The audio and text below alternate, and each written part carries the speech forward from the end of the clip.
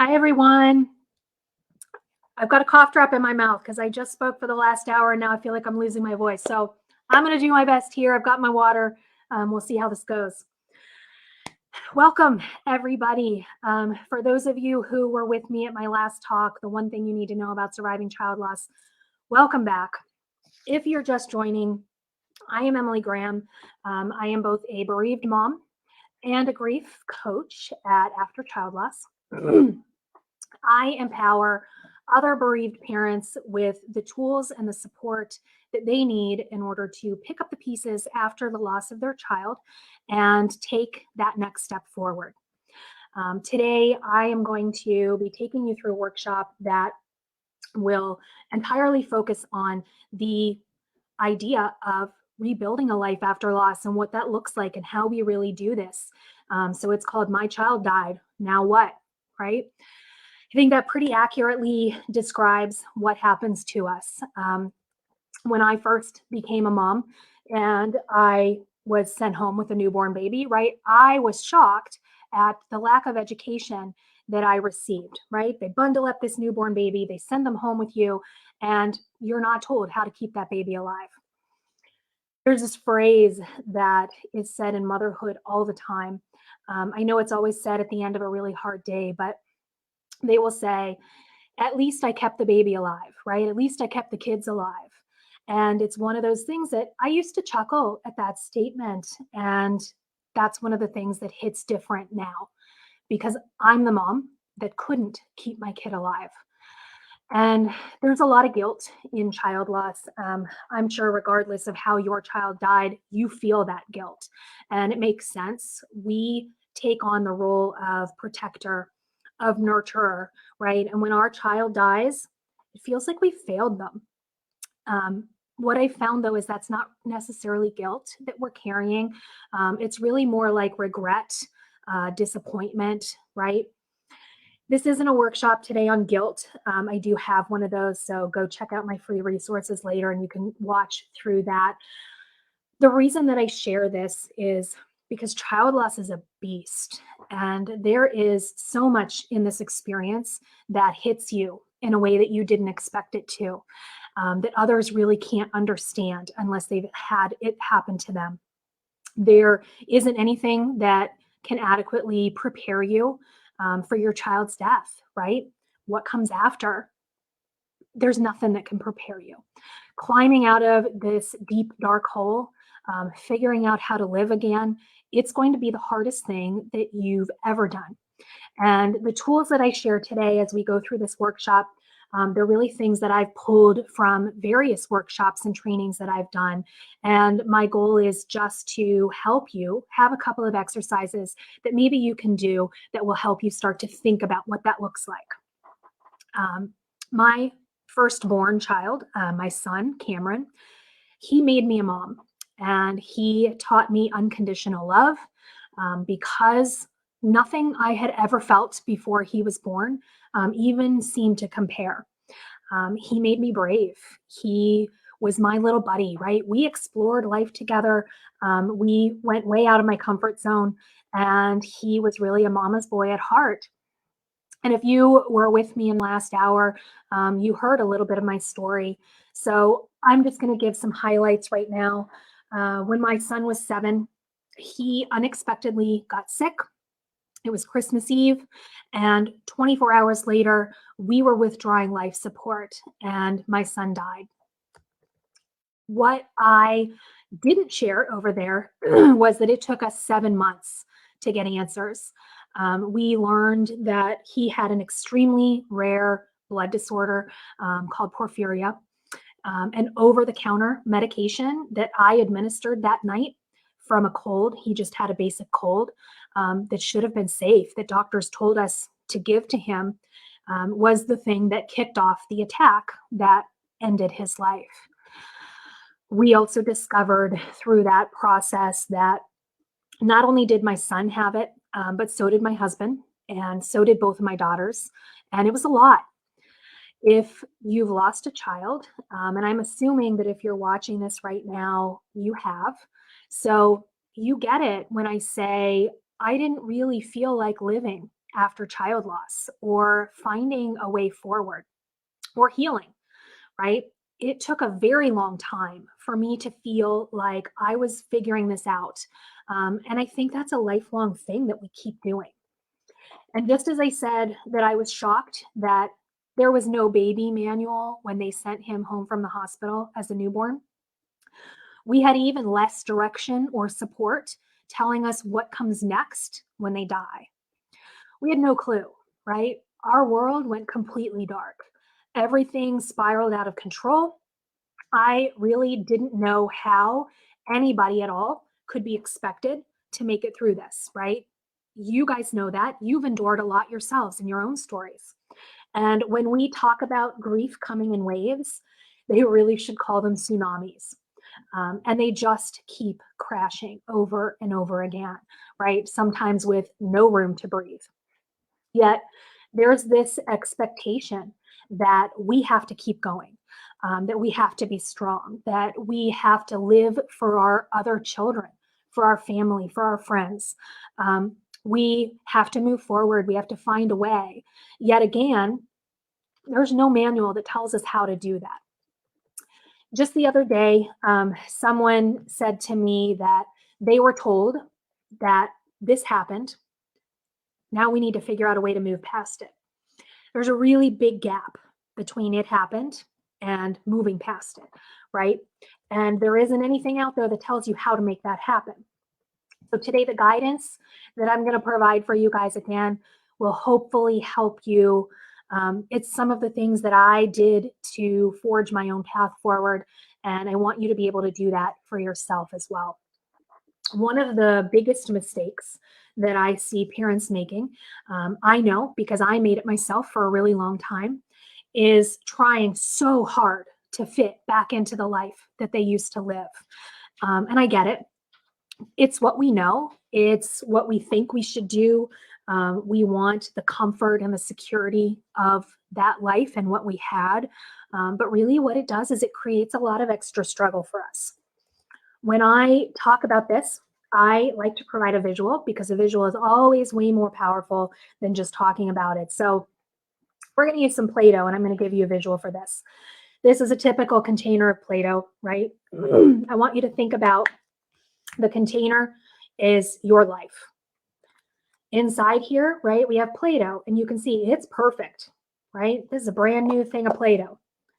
It's smooth. All the sides are perfect. See how easily it fits into its life? Like everything is perfect. And I know when you think back on your life that you had before, it doesn't matter if you had problems. We all have problems.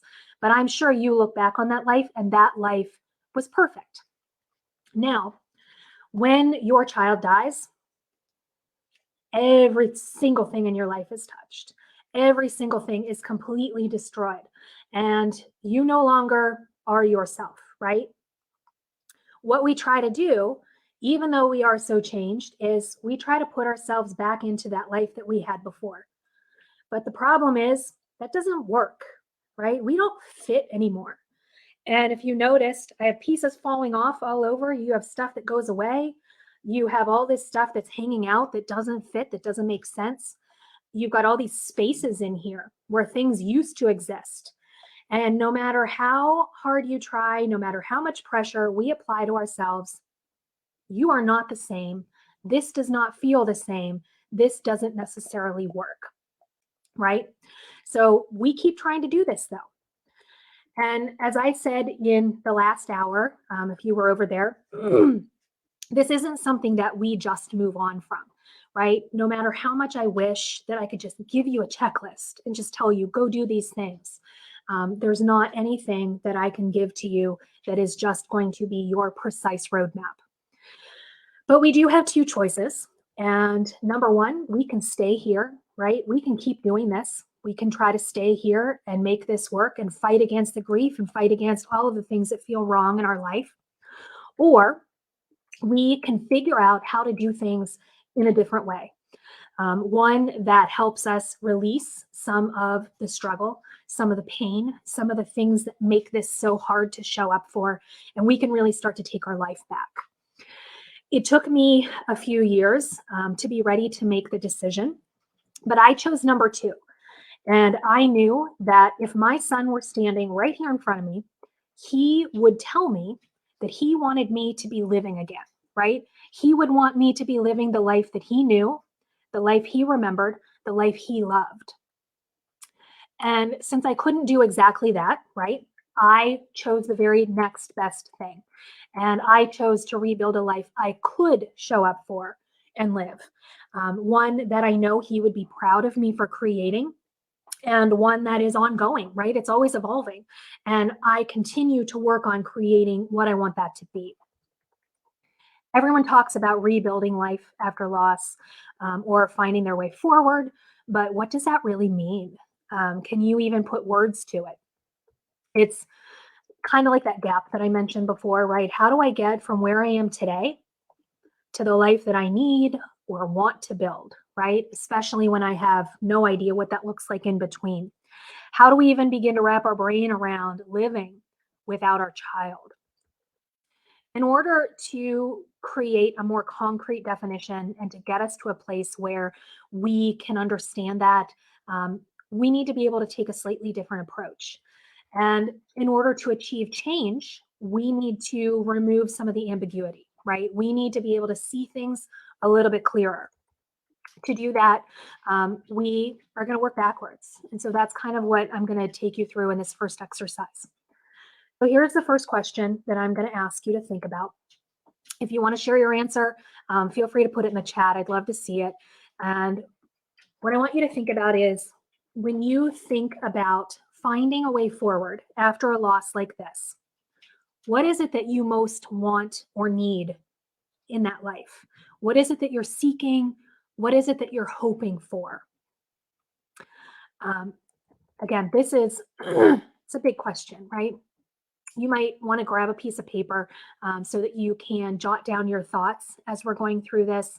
Um, at least write down the questions that I'm asking you so that you can reference them later. Because again, this is not going to be a big thing, or this is not going to be something that you're just going to do in this next hour and have this all figured out. So when you think about finding a way forward, what is it that you most want in that image, whatever it is you imagine? Let me tell you what happens. Every time that I am in a room of bereaved parents and I ask this question, 99% of the time, what people put out is a feeling. The number one response that I almost always hear is peace. I will also hear words like hope or love. And I just always found it interesting that it's a feeling that people want. And that makes the concept of creating a life after loss a little bit easier to define. So at the end of the day, it doesn't really matter what your life looks like. We can't have our child back physically, right? Which is the only thing that we really want. But what we can do that can really make a big impact for us is determine how we want our life to feel. Because how does your life feel right now in the midst of grief? I'm guessing it's pretty messy. It's chaotic. It's sad. It's lonely. You probably feel pretty destroyed and broken. And those are all pretty normal things, but note that they're all things we feel, right, in this moment. And it's the opposite, maybe, of what we want to feel. Here's where your piece of paper will come in handy because I want you to start sort of a free flow of thoughts. And Mel, you're right. Positive focus. That's a good one too. More normalcy. That's good, Christy. I want you to think about a life that you can live and how does that feel, right? How would you want it to feel? What feelings need to exist in order for you to show up and engage with that life? What would make it easier for you? As you're doing this exercise, don't try to organize your thoughts, right? Don't try to put them into buckets, but just let everything come out in free flow. How is it that you want this life to feel? You will likely find that you are expanding on some of these ideas as you're putting stuff down. It kind of turns into a little bit beyond feeling words, but that's okay. So if you're one of those people who wanted peace, right, you might recognize the things that are not peaceful for you right now. You might note the added stressors that you deal with every day that really need to be peeled away in order to make this easier for you to show up. You might note relationships in your life that feel hard, right? Maybe you're looking for peace from the constant what ifs and the whys and relief from the pain and suffering, right? Those are all big things. If you have a lot of anxiety and fear in this, you might recognize all the things that you can't do right now that you wish that you could do. You might want to bring things back to your life that you enjoyed before, that you know you would enjoy again, that you probably need to have in order to bring joy and grief together. Make this list your own, right? Write down whatever it is that comes up for you. You're the only one that's going to see it. If you want to keep this list going for a day or two, sometimes people will work on this over the period of a week. That's totally fine. This gives you a chance to really reflect pretty deeply on it. So take this with you. And the next step that you're going to go through once you've completed this list is we're going to look for themes. What stands out for you? What are the things that you can sort of group or classify together that will create that one feeling word, or a short phrase that's a kind of that feeling phrase? Your goal is to identify the top 2 or 3 words that you can use to define the life that you can show up for and live. I'm going to share mine with you here for a second. Let me get a quick drink. I'm going to share my 3 words. And these are the words that I use all the time. And I think sometimes when I can share these with you, it can kind of help open your mind a little bit. My number 1, and these are not really in any order, number 1 is authenticity. I want to live a life that feels authentic to who I really am now, my true self, right? Not the conditioned version of me that existed before. I don't want to be on the hamster wheel of life trying to keep up with the Joneses, right? That is exhausting. It's not what I want. It's not what I need. It does not resonate with me anymore. I actively work on stripping away all of the things, all the conditioning, and really finding what resonates with me and what feels right, and then practicing doing that. Number 2 for me is balance. When I feel like authenticity requires balance. So when I feel something, I'm going to feel it, right? If I feel sad, I allow it. I give it permission to take up space. When I'm happy, I do that too. When grief shows up, I welcome it in like an old friend. I invite it to sit down. It's going to come in and it's going to stay as long as it wants. And I found that by not fighting against it, I'm actually going to move through that grief a whole lot faster than if I keep trying to push it out. For me, balance is really important. I know I cannot have life without also having grief, because it's not normal to move through life without having that grief and remembering that your child died, right? In order for grief and life to coexist, I need balance. So I also, I need to share all of the space and the balance of these things. And I need to have a place where I have tools, right? A toolkit that helps me create this balance and kind of get to this space so that I can better manage all the things that start to come up in this experience. Number 3 for me, and maybe this is one of the more important words, is love. This is one that I chose for a lot of different reasons. First, this loss sent me on a spiritual journey. I have come to recognize through that everything in the afterlife is centered around unconditional love. And I really believe that our purpose in life is as simple as learning to love. Not only love those that are around us, but also learn to love ourselves. And that's not always easy, but it's what I want to try to do.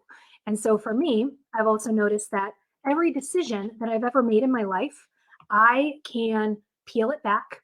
And I found that I either made the decision from a place of love or I made the decision from a place of fear. And so I'm actively trying to choose love over fear all the time. My son taught me unconditional love, right? My grief is my love. And to me, love just makes sense. I find funneling my grief into something more positive. This is kind of the way that I can do that. It will likely take you some time to hone in on and identify what your words are. Again, I would look for maybe 2 or 3 words that can really become helpful. So let's talk about, how do these words help us rebuild this life? These words are going to become your guide. They literally will shine a light on your path forward. They're going to give you a crystal clear lens that you can look through that will help you evaluate every single thing in your life. These words will also highlight the grief work or your own inner work, the things that need to be done in order to help you reach that life and get those feelings that you want to feel, right? To have that be your life. So let me just quickly recap these questions so that you've got these and you can focus on these later. Step number 1, I asked you to think about life after loss. How does it feel? What do you want it to feel? Step number 2, I want you to identify the common themes that came up for you, right? Can you find 2 or 3 overarching words that feel most authentic to you, that really work for you and resonate? And then step number 3, what needs to change in order for you to feel those things or achieve those feelings? This is the big one. You're going to constantly be asking yourself this one question: does this help create the feelings that I want to feel? And you're going to apply it to everything, right? Does this event help me feel, and fill in your words? Does this relationship help me be my authentic self? Help me feel balanced? Does it help me feel loved? Does this thing help me feel more authentic, right? Achieve balance in my life or feel love in my life? And if the answer that you're giving yourself is not a definitive yes, then you have work to do. And there is almost always work to do. This work doesn't just mean you immediately write off everything that you didn't say yes to. That would be easy, right? That's kind of what we want to do. This is where you discover choice. This is where you can shine a light on the things that you can fix, and you can choose the things that you want and create that. So let me give you an example. Does this relationship with my best friend Sally, does it help me be my authentic self, achieve balance, and feel love? If my answer is anything but yes, I need to dig into it. So the next question I'm going to ask myself is, what needs to change in order for my answer to be yes? And this is where you're going to decide what it is that you need from the relationship, whether it's something you're getting or not. You need to be really honest with yourself. A relationship takes 2 people, right? That means that things that need to change are not only things that you might need, but it's also about what they need from you or what you need to give to the relationship. So it takes both of you coming together with the same goal and the same effort. Let's just say that Sally's always been my best friend, and right now things are really awkward, right? They're uncomfortable. She maybe ignores my loss. She doesn't bring it up. I need this discomfort to go away. I need her to be able to talk about my son in the ways that we used to. I need to know that she is willing and able to be there for me in the ways that I might need her to be. From an authenticity standpoint, maybe I feel like I can't really show up in this relationship the way that I am now, as the person that I am now, right? Because she wants and expects me to show up the way that I used to. So I need to know that she can accept me for who I am right now. Now, as before, right, both Sally and I have to have skin in the game. And if this change is going to happen, right, if this future state is ever going to take place, I have to identify what I can do or what I need to do in order to take the next step. A big part of that is communication, right? This is often the hardest part. And we make assumptions that people should know what we want or what we need. A lot of times that's not fair because we don't even know what we want or need. So again, we have to own the communication piece. We have to be willing to bring it up. I need to figure out what I need from her, and I need to communicate it in a way that's really clear and without any judgment. I also need to own my part because this isn't an attack, right? This isn't about placing blame. So, what I might say to her is something like, I know the loss of my son makes you really uncomfortable, makes me uncomfortable. You don't know what to say, right? You don't know how to act. You're afraid of upsetting me. When you don't acknowledge my grief, when you don't ask me how I am, when you don't check in with me, I feel hurt, right? I want you to be able to say his name. I react by taking a step back, right? I withdraw more in these situations.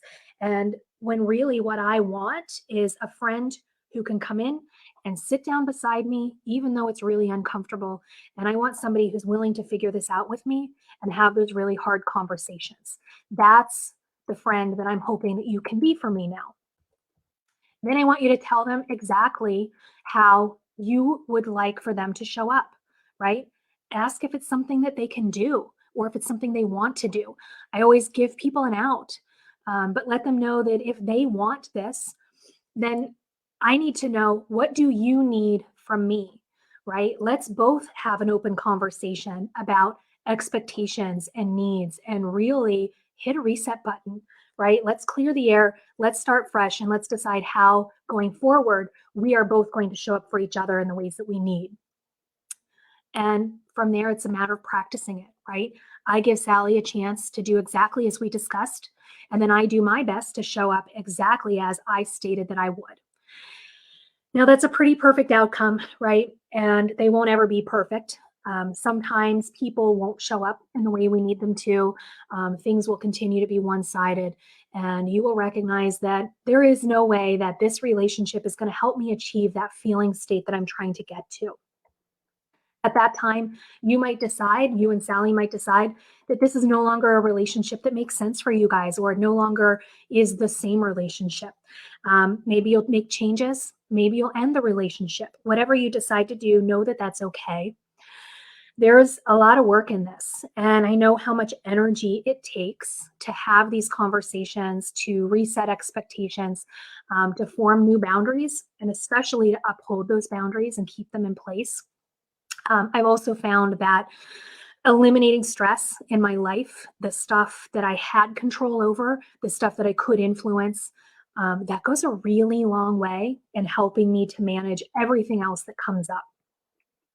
Another question that you can ask yourself related to that, and reflect on is, what things in my life am I just putting up with? What am I tolerating right now? What's my greatest source of stress? And there's often a lot of things in our life that we've come to tolerate. Maybe they were things before that we allowed in our life, and it was just easier to let it keep going, right? But now, when you are in grief, these things feel so much heavier. They compound our grief, they make it more stressful. Um, what are those things for you? Include anything that's cluttering your mind, draining your energy, things that you wish could just stop or go away. I'm going to share some examples so that you've got these as you're thinking through your list when you do this. You could put on this list things like incomplete tasks, decisions that you have to make that you maybe haven't been able to make yet, guilt that you carry, unmet needs that you have, frustrations, unresolved issues, behaviors of other people, boundaries that keep getting crossed, right? These are all things that might end up on your list in one way or another. Again, the things that you list guide the work that you can do to help yourself reach that more balanced state. You might not have the energy to do that work yet. You might not have the tools that you need to build that roadmap and sort of identify exactly what needs to do. But these things can shine a light on what that is. And then you can go out and find the things that help you make those changes. Again, our goal is to build a life that we can show up for, engage with, and live. It might seem like a lot of this is around regaining control, right? It's not really about control. Everybody wants to be in control. I know I was a big control freak before, and I still kind of struggle with that a lot of times, but everybody wants control back, right? We feel safe when we have everything under control. Our desire to be in that state of control, that comes from a place of fear. That desire um, is really doing that, acting out, trying to get control. Those are the things that we do to manage the fear that we're feeling or the anxiety. That's usually how it shows up. There's a lot of fear and anxiety in child loss. Also, just in grief in general, it's very normal. We couldn't stop the loss of our child, right? That feels like a loss of control. We also have all of these other losses that come after, right? Friends, family members, the loss of self, the loss of safety. Maybe you have financial losses and all of these other things that trickle down after you've lost your child. The emotional center of our brains are on overdrive. We feel completely out of control. When we get in this space, our thoughts, even the smallest thing that happens around us, we go to worst case scenario. We are imagining every possible catastrophe that could happen. And part of that is the trauma response, but it's all fueled by underlying fears. So, how do we tackle the fear? How do we manage the anxiety, the worry? First, what I need you to know is there are two types of fear. The first type is sort of that instinctive fear. It's healthy. It's what keeps us safe, right? It's the fear that is situational, right? Meaning that we naturally respond or we react to something that's scary or dangerous that's going on around us. The second type of fear is psychological. And this is the bucket that we usually find ourselves in. This happens when we give fear way too much power and we develop a fear of an actual situation. That means that when we think about the situation, even just the thought of it happening, it doesn't have to be happening, we become frightened. It's like a fear of something that might happen, right? This is the fear that normally people will think of as anxiety. It shows up a lot in child loss, right? It's that fear that we're going to lose another child or another loved one is going to die, right? It's the fear that if we leave our house, we are going to run into the exact person that we don't want to see. It's the fear of what happens when I go out and I get emotional and I have a meltdown. We can only cope with things that are happening in this current exact moment. We don't have the ability to cope with things that are only happening inside of our head. When we keep focusing on the things that are outside of our control, right? Those imagined things, what might happen, our bodies have the same physical stress response, which is that fight, flight, freeze response, right? That survival mode. The problem is when something is imaginary, there's no signal that's being sent back to our brain telling the brain that the danger's over. So you continue to panic and you live in that heightened state as long as you continue to think about it. And again, we're ruminating, right? We're thinking about these things over and over and over again. So, of course, we are re triggering ourselves. The more you think about it, the more you fuel that fear, the more that physical response is going to follow.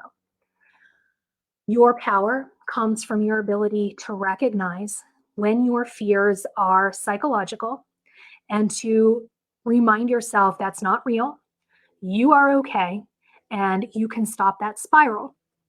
There's an exercise that you can do, um, and I sort of call it the circle of control.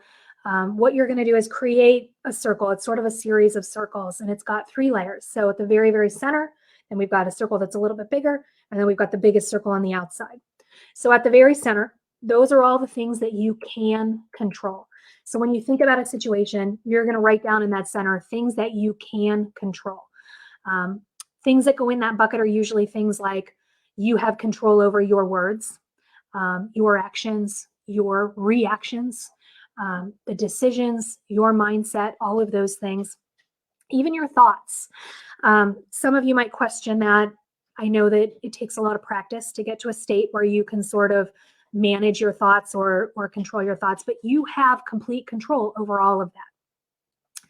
So if you notice in that middle circle, it's really all about internally, right? What can I do? The bigger circle kind of in the middle, that's the next layer out, that is your circle of influence. That means what are the things that you have only a tiny bit of control over, not really control, more things that there's something you can do that maybe helps push it in a certain way, right? We want to spend a little bit less of our time focused on the things that we put in that circle because we don't have as much control. There's things that are going to happen that are outside of our control. And by worrying on them, we're just creating, again, more struggle for ourselves. In that circle of influence, you're going to find the things that you put down usually pertain to other people, right? Other people's words, other people's thoughts, other people's reactions, right? We can't decide or we can't influence, we can only influence what their decisions are, what they think of us, those kinds of things. We can't control it. When we move then to the biggest circle, that kind of outside circle, that encompasses everything else, right? That is our circle of concern. And so that's where we put things that are completely outside of our control, things that we can't even influence, right? There are things that are going to happen regardless. And they tend to be things that we worry about a lot. And again, it's sort of a waste of our time and energy. Things that go in that bucket are usually things that happened in the past, the weather, right? The state of the world around us, could be politics, could be the economy, right? Anything else that goes there is whatever it is that you can't control in that situation. A big one that I want you to put in that box is death. We have no control when it shows up, right? And so why continue to worry about the potential of losing somebody else when really we have no control? So the key learning here is that when we focus on the things that we cannot control, we let them control us. And that fear takes over.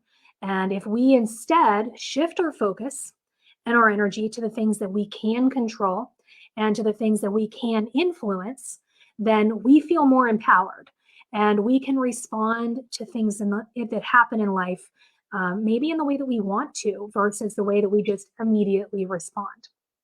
We can also dig into our fear a little bit too. We have to really understand it in order to overcome it.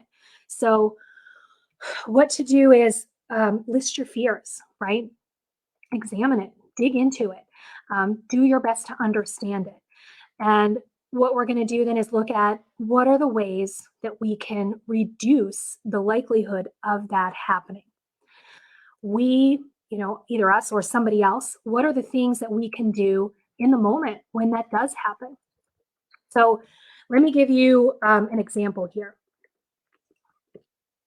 In this process, you're going to list one of your fears.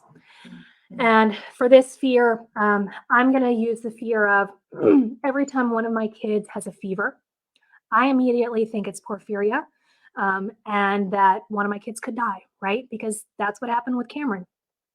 So the next step would be to get really specific about what I'm afraid of. Because what I typically find is it's not just that one thing. There's all these other layers to it, right? And I want you to think about what is your worst case scenario because you need to define what that is in order to figure out how to maybe counterbalance that. So for me, every time one of my kids spikes a fever, it triggered me, right? And as I dig into that fear, I notice that that really stems from a loss of confidence in my ability to handle somebody being sick, right? To know what to do in the moment. It didn't work well when Cameron was sick that last time. So I go to worst case scenarios, right? And then I question, is this normal sick or is this porphyria, right? Is this just an ear infection? Is this no big deal or is this a really big deal? And because I didn't know before, how could I know now, right? There's vulnerability in there too around really knowing I have no control over the outcome and all I can do is influence it. And I don't feel like I have much influence, right? I also fear being the expert in the room, which I always am, especially when it comes to porphyria. People don't know it, even doctors don't know it. And so me, who is not an expert, is suddenly the expert in the room. And so once you've defined all of those fears for you, I want you to shift your focus to what can I do right now that can prevent it from happening, or at least decrease the odds that it will happen, right? Even if we can only reduce that by like 1%, what could you do or what could somebody else do that can help reduce that likelihood? I spent a lot of time learning about porphyria. What are the signs and symptoms? What are the triggers? How do I manage those? And I overmanage those. I reached out and had a conversation with the American Porphyria Foundation. I have talked to porphyria experts. I know that they have doctor kits, ER kits, right? Things that I can put together and carry with me at all times so that when I end up in a situation, if I end up in a situation where I have to be the expert in the room, I can hand this person a packet with everything they need to know, and it takes the pressure off. I also knew I needed tools that would help me stay calm in the moment. I needed to be able to reassure myself that this is different or it could be different. And when I had more knowledge and information, then I could more easily get to that space, right? Just because he died doesn't mean the same thing is going to happen to my daughter. I have supports in place. My daughter's pediatrician, her cell phone number is in my phone, and she responds instantly, right? I have people that I can reach out to that will help sort of ease my anxiety and help talk me off, whatever crazy ledge I'm standing on. It doesn't make it go away, but it does lessen the impact because I have a plan. Then I want you to capture the things that you can do in the exact moment if your plan starts to go awry, right? What can I do to fix it? What can get you back on track? For me, like I said, I can keep that ER file, that doctor file on hand. I can have it in multiple locations. It's always accessible with the information that we need. I can call or text my pediatrician. I reach out and I start using all of these tools in my toolkit that kind of bring me back to a state of calm. And I keep looking for cool tools that I can add to that toolkit. This little exercise, like I said, it's a great way to create a plan. Having a plan can go a long way in helping you quiet that voice inside your head that takes you to the worst possible place. It helps you imagine, right, the worst case scenario. Just take yourself through it. What am I really afraid of? What can I do to decrease the likelihood that it could happen, even if it's only by 1%? And then if it does happen, what am I going to do in the moment? What can I do to help release some of the stress and get myself back on track? It sounds cheesy, but thinking through that plan really can reduce the fear that we carry. Before we wrap up today, I want to share some tools that you can use that are what I call in the moment tools. And these are things you can put in your toolkit. These are things you can use when your grief, your fear, your anxiety really gets charged up. In that natural trauma response, the part of our brain that is most active is the primitive part, right? Which is our fear center. We live in that hyper vigilant state of fear, and survival mode is in full swing. We are engaged in fight, flight, freeze. How does that look and feel? Panic attacks, extreme anxiety, general fear, PTSD symptoms, emotional overwhelm. Those are all the things that we feel.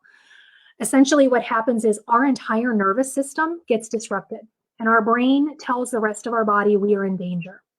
And this biological response can make it really hard to do things like go to the grocery store, talk to a friend or a family member, go to a doctor's appointment, maybe watch a TV show. And so anytime we are triggered, we feel like we lose control. And the way that we regain our control is by grounding ourselves in the present moment. And when we're grounded, that means that our thoughts aren't in the past. We're not focused on the future. We are aware of what's going on right now around us, and we are only in this moment. I'm going to share with you guys some grounding exercises. These can be used, like I said, to sort of bring your physical, emotional, mental energy back into check. Being grounded helps you organize your thoughts. It helps you be able to think through things. You can relax out of that hyper stressed state. You can regain your focus and really help yourself sort of feel like you're regaining a little bit of your control.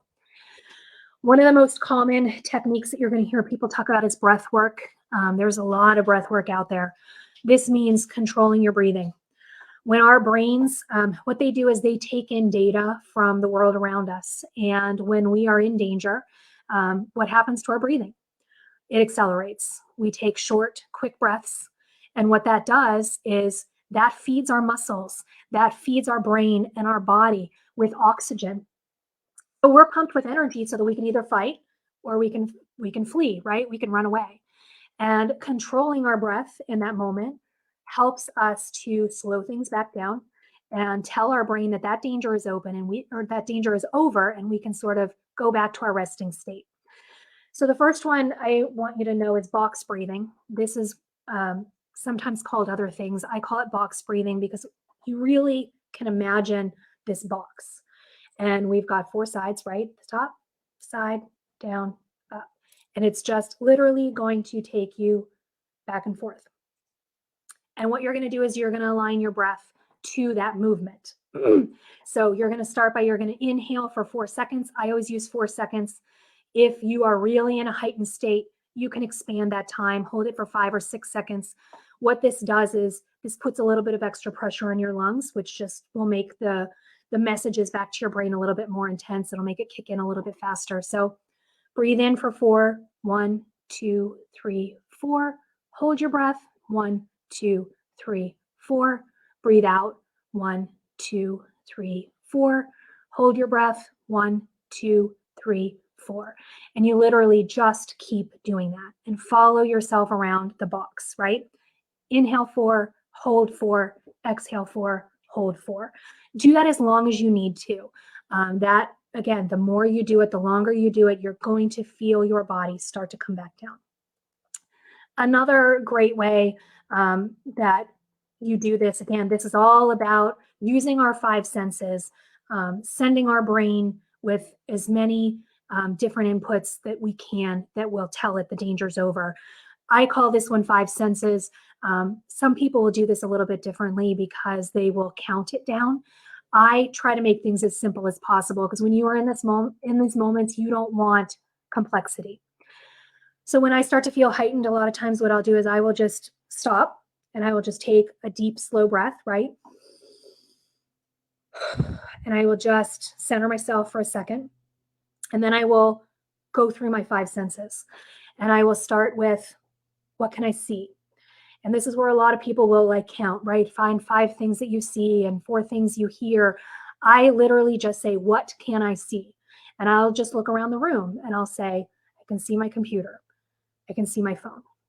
I can see my Play-Doh container, right? I'm literally just looking around and I'm just acknowledging all of the things that I can see. After a couple seconds of that, I'll shift and I'll say, okay, what can I hear? And then I tune in and I'm listening, right? What can I hear? Maybe I can hear my dog outside. I can hear the air conditioner, right? Whatever it is that you can hear, tune into that. And then shift. What can I smell? A lot of people will keep like a candle or something nearby. I've also seen people create a little baggie that they can keep with them so that they have something in there to smell, something in there to taste, something in there to feel.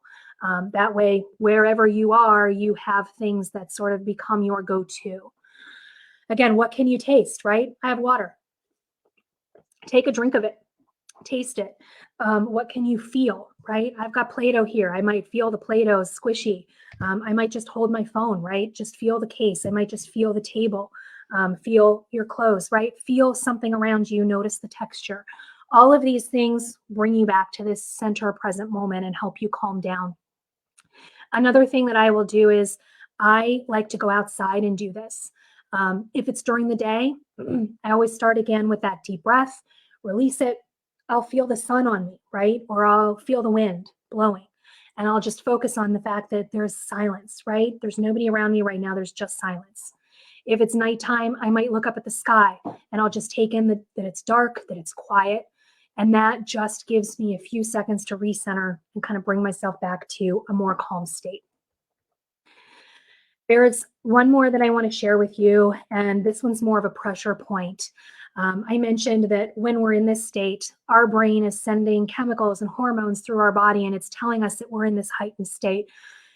There's a lot of, they usually call them acupressure points, that can help to sort of kick in some other more positive chemical reactions in your brain. One of them that I do is with the thumb. And what you do is you just literally start squeezing the top of your thumb, right? Just keep squeezing. It doesn't have to be really, really hard. It's enough that you know that it's happening. And you'll just sort of stay in this state for maybe like 20 seconds. Just keep squeeze and let go, squeeze and let go, squeeze and let go.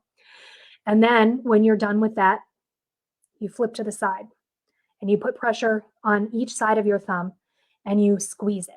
Doesn't have to hurt, but you're going to give it a good squeeze and you're going to maintain that squeeze and you're going to keep holding it. And what happens is this is sending signs again back to your brain that we're going to change that chemical composition. And it's just another one of those things, right? You could be out in public and you can literally just be squeezing your thumb. So give those things a try. I always tell people, practice these techniques in the moments that you don't need them. Maybe in the really dumb things that happen in your life where you're like, I'm not really overwhelmed, but it's stressful. Because the more that you practice them, the more you're going to master them, the more they're going to be accessible to you in the moment when you really need them. And the other thing that I want you to start to practice is compassion for yourself. Love yourself, right? When you feel these things happening, when your grief shows up, just have compassion for yourself and give yourself grace for the things that you can't do. Rebuilding life after loss, it isn't something that we do on a weekend. Even in a few weeks, right? It can take years to work through the grief, to integrate it into who you're becoming, to make sense of everything that you've experienced and everything that's happened to you, and to get to a place where you really have the energy and the ability to create the change that you want and need. And this rebuilding, it's an ongoing thing, right? Grief evolves. We are going to continue to evolve this life to match whatever it is that we are wanting to feel. We aren't perfect. Things rarely go according to plan, and we will have moments that we just can't, right? That's a real thing in this. And all of that is okay. If you are a bereaved parent who's looking for some support and some encouragement, and you want some help to figure out what comes next and figure out how to take that next step, I do offer a program that you may be interested in. I'm going to go ahead and add a slide here that you guys can take a look at. So Living with Grief is designed to walk beside you in your grief experience and provide you with the tools and support that you need to rebuild that life that you can live, right? Our goal in this, in healing, is never to stop grieving. It's about learning the things that help us grieve more confidently in a more healthy, balanced way. I want to help you build a life that you can live, right? It's about finding a way to move forward with this. As I mentioned earlier, my grief journey shifted into being my healing journey. And it's what I do actively every single day. I practice using the tools and strategies that I've learned. I continue seeking help from others, right? Other tools that can help me live authentically, maintain my balance, and really help me continue that bond with my son. Those three feeling words, right, that I shared at the beginning, they come into play every single day for me. So on the screen here, you're going to see what you get in my Living with Grief program. More workshops like this. I add workshops every month. They are on demand, so they're available to you when you're ready. Guided small group discussions every week. We meet in small groups on Zoom. We talk about our grief. These are uplifting discussions. These are things that my members look forward to every single day or every single week. This is the thing that kind of keeps them going. That's the feedback that I get. We have a private Facebook community with others on the same healing journey. You have connection with people who get it, people who are on the same path. And then we've got all this healing strategies and content that is out there. So I really do my best to help figure out exactly where you are right now and give you the things that can help you take that next step forward. This is a membership program. I do offer the first month for free. I'm sorry, at a discounted rate. The first month is 50% off. After that, when members come in, my goal is really to have them spend that first month. I want them trying the tools. I want them experiencing it. I want them getting into it and digging into it and seeing if it's a fit, because fit is really important in this. So find the things that fit for you, find the things that resonate with you, keep doing those.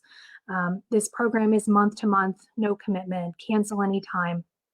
The link at the bottom will take you over there. You can sort of see some more details on the program, some testimonials. There's a link to register. And again, you're welcome to reach out to me anytime. I will share with you anything that I can do to sort of help you through this journey. I want to thank you guys so much for tuning in today. I hope that you're walking away with some helpful tools, and I wish you guys all the best on your journey. Thanks.